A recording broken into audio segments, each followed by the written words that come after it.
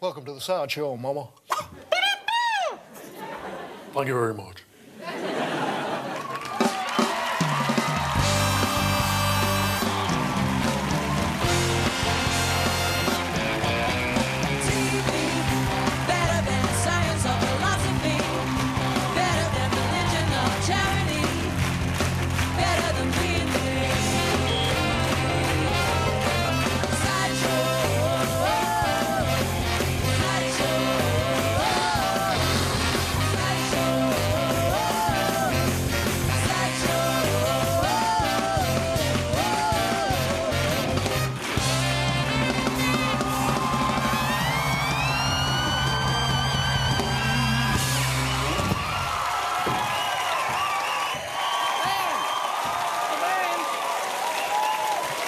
Ladies and gentlemen, and the band.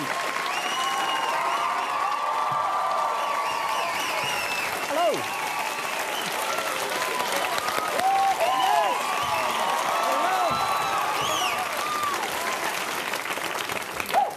Welcome to the Sideshow. We're having a soft white, big top and a ring full of sawdust. Is actually a good thing.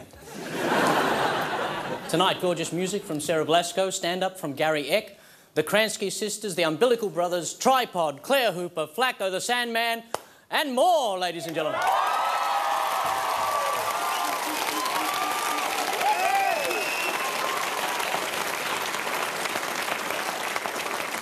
Plus a dancing rat, a cow in a straitjacket, and other recipes from the Great British Cookbook. Ever had one of those decades when it feels like the whole world's on your case?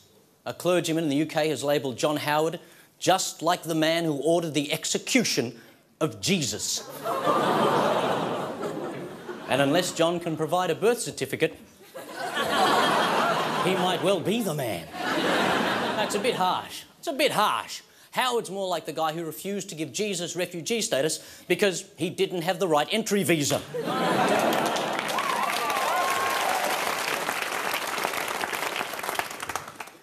Have you let Jesus into your heart? Has anyone you know let Jesus into their heart? Did you leave your bags unattended with Jesus at any time? Come on. John would never order the execution of our Saviour. He'd detain him indefinitely on Christmas Island, which, for Jesus, means a non-stop birthday party.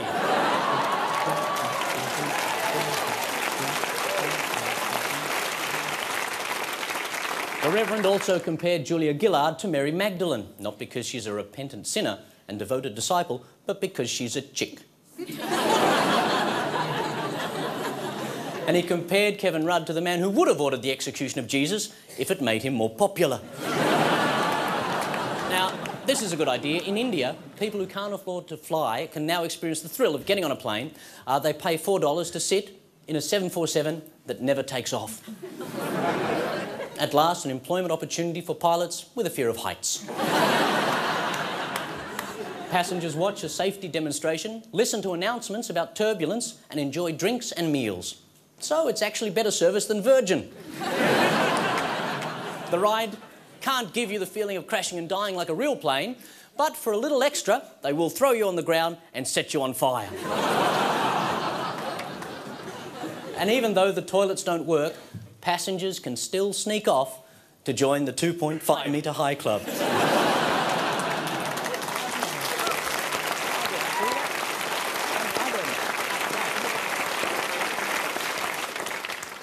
If you think too much Santa Claus is never enough, our beloved Prime Minister has just pledged $1 million to the inaugural Sydney Christmas Parade to be held on November 25th.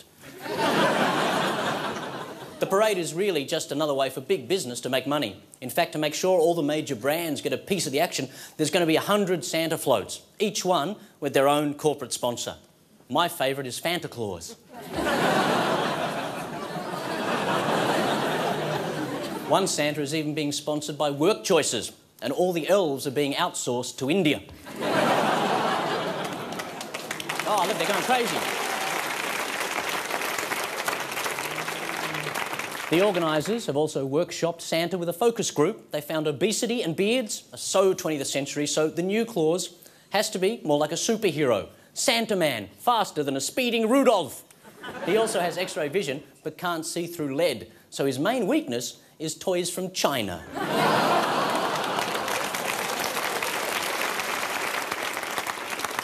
Unfortunately, John got very angry when it suggested that Santa doesn't exist and doesn't bring presents. Santa does exist. The Tooth Fairy does exist. And he said if you believe really hard and cross your fingers, you can still get re-elected.